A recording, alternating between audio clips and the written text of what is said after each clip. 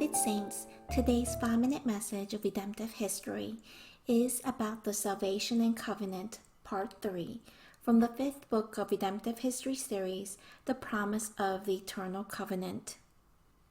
The promise of the woman's seed was expanded to the covenant with Noah and the covenant with Abraham. Then it further developed into the covenant of Mount Sinai and the covenant with David. Furthermore, God proclaimed the new covenant through prophet Jeremiah and spoke of the covenant of peace through prophet Ezekiel. Until the coming of Jesus, the fallen mankind were under the law of the Old Testament.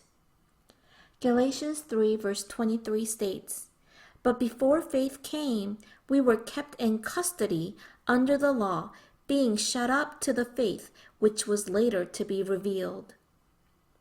Then, what does it mean to be under the law? First, it is the state of being under sin. The expressions under the law and shut up in Galatians 3:23 are used in parallel with the expression shut up and under sin in Galatians 3:22. Here, Apostle Paul is describing the state before attaining faith in Jesus Christ as being shut up under the law and under sin. Until the coming of Jesus Christ, all human beings were in a wretched state, completely confined by sin and unable to break away with their own strength. Second, it is the state of being under guardians and managers. The state of being under the law, as mentioned in Galatians 4:4, is described as being under guardians and managers in Galatians 4:2. The word guardian refers to a steward who was put in charge of nurturing, educating, and protecting a young heir until he grows to become an adult. In Galatians 3:24, this guardian is labeled as tutor. The Greek word for manager refers to a house steward who manages the assets until the young heir of the family grows up. The young heir will live under the care of guardians and managers without any decision-making rights, much like a slave. Third, it is the state of being under the elemental things of the world.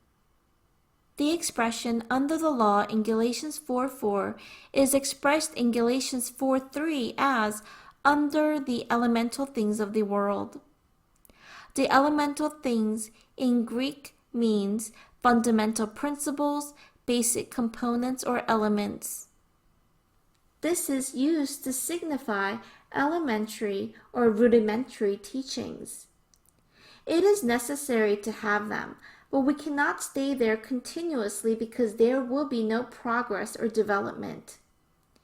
Jesus freed us from being under the law, under guardians and managers, and under the elementary teachings of the world.